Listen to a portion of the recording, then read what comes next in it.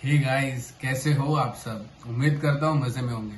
तो asynchronous and synchronous programming एक ऐसा टॉपिक है वेब डेवलपमेंट में जो कि बहुत इंपॉर्टेंट टॉपिक है एंड बहुत इजी टू लर्न है।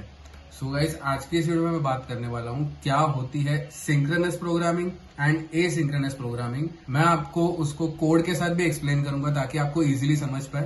एंड हम इस वीडियो में देखने वाले हैं जावास्क्रिप्ट लैंग्वेज के अंदर। तो चलते हैं मेरे कंप्यूटर स्क्रीन पे एंड ये वीडियो को स्टार्ट करते हैं।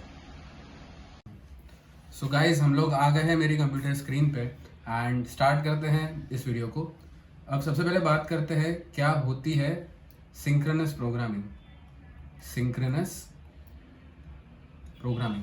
अब सिंक्रोनस प्रोग्रामिंग एक ऐसी प्रोग्रामिंग टेक्निक है जहां पे आप बहुत सारे काम एक के बाद एक कर पाओगे। मतलब एक एग्जांपल से आपको समझाता हूँ। मानिए आप सुबह उठे हो एंड आपको अभी ब्रेकफास्ट बनाना है।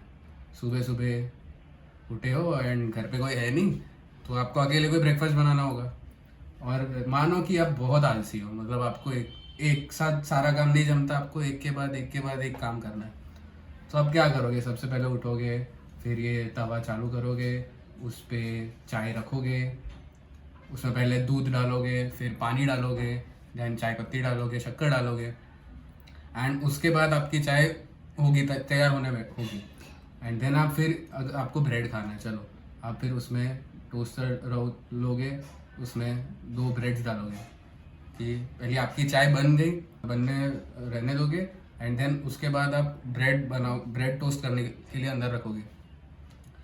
सो तब जब तक आपकी ब्रेड टोस्ट हो रही है, आपकी चाय भी ठंडी पड़ जाएगी, तो द चाय विल बिकम कोल्ड। तो क्या होगा यहाँ पे कि आप जब तक एक काम कंप्लीट नहीं कर रहे हो, आप दूसरा काम स्टार्ट नहीं कर पा रहे हो। मतलब आप एक केस में आप बहुत आलसी हो। मतलब आप जब तक चाय बनी नहीं है, आप ब्रेड भी नहीं बनाओगे। तो ये अगर हम प्रोग्रामिंग टर्म्स में देखें तो क्या होगा कि आपका जब तक आपका एक काम कंप्लीट नहीं हो रहा, आप दूसरा काम कंप्लीट नहीं कर रहे हो। सो ये प्रोग्रामिंग टेक्निक को हम बोलते हैं सिंक्रोनस प्रोग्रामिंग। और दूसरा टेक्निक मैंने जैसे बोला ए सिंक्रोनस प्रोग्रामिंग। अब ए सिंक्रोनस प्रोग्राम में भी आप वही हो, आप सुबह उठे हो एंड आपको ब्रेकफास्ट बनाना है, बट आप ये बंदा, चलो मानो कि ये आधी आलसी है और ये आधी नो आलसी है।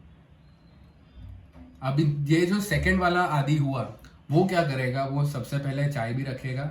मतलब जब तक उसकी चाय उबल रही है, उसने मटेरियल्स डाल दिए, दूध डाल दिया, पानी डाल दिया, शक्कर डाल दी, जब तक उसकी चाय तैयार हो रही है, वो क्या करेगा? वो ब्रेड भी टोस्ट या ग्रिल करने के लिए रख देगा। तो क्या होगा कि ना चाय को वेट करना पड़ेगा ब्रेड के लिए, ना ब्रेड को वेट करना पड़ेगा चाय के लिए। जब तक वो तैयार हो कि तो फिर खाना स्टार्ट करें। तो जब तक ये चाय भी बन रही होगी, वो ब्रेड भी तैयार होता जाएगा एंड बाद में वो दोनों का लुफ्त आराम से उठा पाएगा। ये आलसी में क्या होगा? जब आदि आलसी होगा तो क्या होगा कि वो उसको ब्रेड गरम गरम मिलेगी, बट उसको चाय ठंडी होगी, थोड़ी इतनी गरम नहीं होगी जितनी स्टार्टिंग में जब उसने निकाली थी तब थी। तो यहाँ पे क्या हो रहा है गाइस? यहाँ पे देखो कि अगर आलसी वाला आदि का केस देखे तो यहाँ पे क्या हो रहा है, स्टेप बाय स्टेप सारी चीजें हो रही है कि स्टेप 1 हुआ मेक चाय हुई, फिर स्टेप 2 हुआ टोस्ट, या यहाँ पे वो ग्रिल कर रहा है, ग्रिल ब्रेड। सो यहाँ पे क्या होगा कि जब तक ये पहला वाला काम नहीं हो रहा, दूसरा काम ब्लॉक होगा। एंड वही केस अगर हम नॉन आलसी में देखें तो यहाँ पे भी स्टेप बाय स्टेप नहीं है। मुझे पता है कि मुझे क्या काम करना है, कि चाय बनानी है एंड ब्रेड टोस्ट करने का रखना है। यहाँ पे कोई काम ब्लॉक नहीं हो रहा कि मैं दोनों काम साइमल्टेनियसली कर पा रहा हूँ। तो चलते हैं मेरे VS कोड के अंदर और मैं आपको कोड के द्वारा समझाता हूँ कि कैसे हम इसको एक्चुअल एक सैम्पल वेबसाइट पे कैसे डेवलप कर सकते हैं एंड जावास्क्रिप्ट का कोड कैसे हम लिख सकते हैं। सो गाइज, आ गए हम मेरे VS कोड में। सबसे पहले हम क्या करेंगे? सबसे पहले हम एक फाइल बनाएंगे, HTML फाइल बनाएंगे, index.html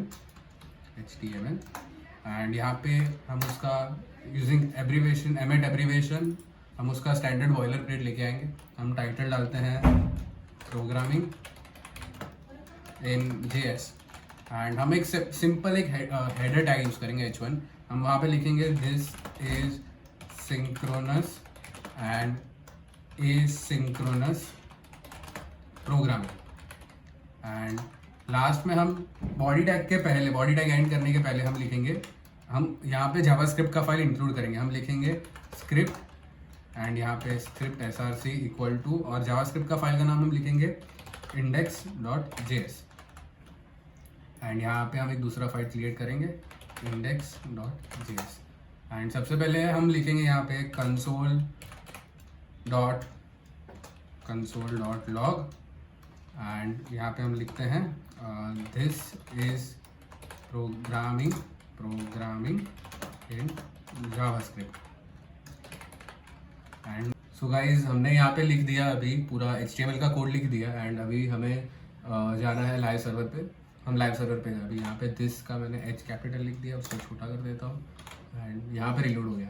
अभी हमें कोई भी यहाँ पे एक HTML वेबसाइट खोली है, हमें उसका जावास्क्रिप्ट फाइल्स देखनी हो तो हमें क्या करना है, सिंपली राइट क्लिक करना है एंड इंस्पेक्ट पे क्लिक करना है।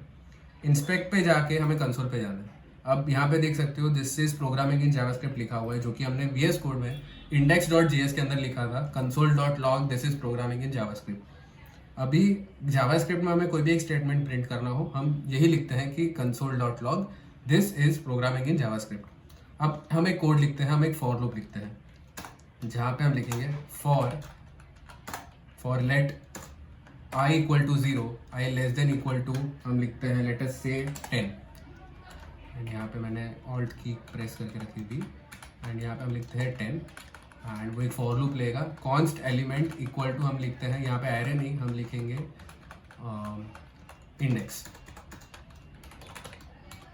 एंड यहाँ पे हम प्रिंट करते हैं console.log एलिमेंट, मतलब जो भी एलिमेंट है 0 से लेके 10 के अंदर वो सारे प्रिंट होंगे एंड यहाँ पे हम लिखते हैं console.log execution of the program completed and यहाँ पे वही हम जब जाके सर्वर पे देखेंगे, यहाँ पे क्या लिख रहा है, इंडेक्स इज नॉट डिफाइंड, हम यहाँ पे लिखते हैं index 1 एंड फिर रन करेंगे index 1 इज नॉट डिफाइंड। अब यहाँ पे हमने गाइस एक मिस्टेक की कि हमने index 1 को पहले डिक्लेयर नहीं किया, तो सबसे पहले हम क्या करते हैं, लेट index 1 लिखते हैं, index 1 एंड सेमीकोलन एंड यहाँ पे हम लिखेंगे एलिमेंट की जगह पे लिखेंगे एलिमेंट सेमीकोलन एंड देन इसको एंड करके हम लिखेंगे प्लस i, क्योंकि जो एलिमेंट यूज़ कर रहे हैं हम लोग वो प्रिंट होना चाहिए।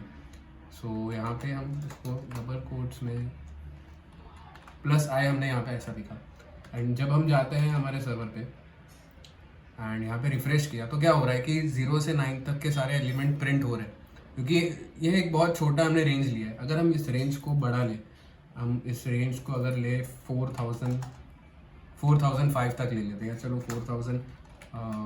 4010 तक, तो क्या होगा, तो यहाँ पे वो एक के बाद यहाँ पे भी बहुत फट हो गया। तो हम क्या करते हैं, यहाँ पे उसको 4000 की जगह पे हम लोग लेटेस्ट से 50,000 लेते हैं। 50,000 एक बहुत बड़ा रेंज हुआ।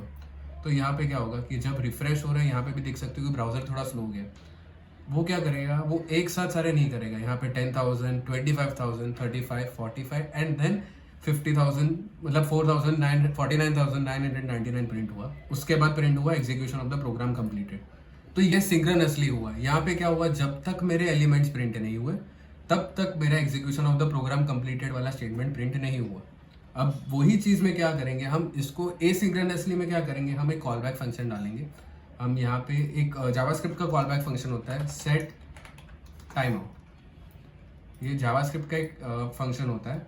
हम यहाँ पे लिखेंगे set time out function and फिर क्या करेंगे, इसको हम ये जो फॉर लूप हम यूज़ कर रहे हैं उसको हम उसी के अंदर इंक्लूड कर देंगे। तो हम ये पूरा लिखेंगे for let i and i less than equal to 50,000 i plus plus and यहाँ पे उसको हम एक कर्ली ब्रैकेट से एंड करेंगे एंड यहाँ पे हमें इंक्लूड करना होगा कि कितने मिली सेकेंड्स तक हमें उसको सेट टाइम आउट स्टॉप करना है। तो हम यहाँ पे लिखते हैं लेटेस्ट से 100 एंड यहाँ पे सेमीकोलन से एंड करेंगे। अब यहाँ पे हम इसको सेट टाइम आउट फंक्शन डालेंगे। यहाँ पे मैंने लिखा कि मुझे इसको 100 मिली सेकेंड्स के लिए सेट टाइम आउट करना है, मतलब वेट करवाना है। तो जब हम ब्राउज़र पे जाके देखेंगे तो क्या होगा, हमें यहाँ पे इसको चलो हमने पेज रिफ्रेश किया, ये यहाँ पे एग्जीक्यूट हो रहा है, बट आप देख पाओगे कि यहाँ पे ये हमारा जो स्टेटमेंट था जो कि था कि एग्जीक्यूशन ऑफ प्रोग्राम कंप्लीटेड, वो यहाँ पे नहीं दिख रहा। वो कहाँ पे होगा, वो सबसे पहले एग्जीक्यूट हो गया होगा। क्यों? क्योंकि यहाँ पे मैंने पूरा लूप खत्म होने के लिए वेट नहीं किया। मेरा जैसे काम हुआ, मैंने उसको एक सेट टाइम आउट फंक्शन डाला, एक कॉल बैक फंक्शन यूज़ किया, तो वो execution of the program completed वाला स्टेटमेंट पहले जाके प्रिंट हो गया। अब मैं इसको एक ही साथ लाता हूँ एंड मैं यहाँ पे इंडेक्स डॉट JS मैंने राइट साइड में है और मेरा कंप्यूटर स्क्रीन लेफ्ट साइड में। अभी मैं यहाँ पे क्या करता हूँ, मैं यहाँ पे इसका सेट टाइम आउट फंक्शन बढ़ाता हूँ, मैं 1000 सेकेंड्स रखता हूँ एंड यहाँ पे क्या हो रहा है, 1000 सेकेंड तक वेट हुआ, 1000 मिली सेकेंड्स तक वेट हुआ एंड देन वो जाके एग्जीक्यूट हुआ। अगर मैं यहाँ पे इसका जो लिमिट है मैं उसको 5000 की जगह 50 रखूँ तो क्या होगा, यहाँ पे भी मेरा पहले प्रिंट हो गया कि 1 सेकेंड के अंदर की execution of program is completed and element बाद में सारे प्रिंट हो गए। सो आई होप आप सबको ये टॉपिक समझा होगा कि क्या एक सिंक्रोनस प्रोग्रामिंग होती है एंड क्या एसिंक्रोनस प्रोग्रामिंग होती है जावास्क्रिप्ट में। अगर आपने हमारे वीडियोस चेकआउट नहीं किए हैं पोर्टफोलियो के बारे में अगर आपको जानना है तो हमारा ये वीडियो ज़रूर चेकआउट करना। इम्प्लीमेंटेशन ऑफ मिनी प्रोजेक्ट्स का भी एक वीडियो हमने बना के रखा है एंड अगर आपको वीडियो अच्छा लगा तो लाइक करना, शेयर करना एंड अपने फ्रेंड्स से बोलना कि सब्सक्राइब करें। तो मिलते हैं अगले वीडियो में, अंटिल देन बाय बाय।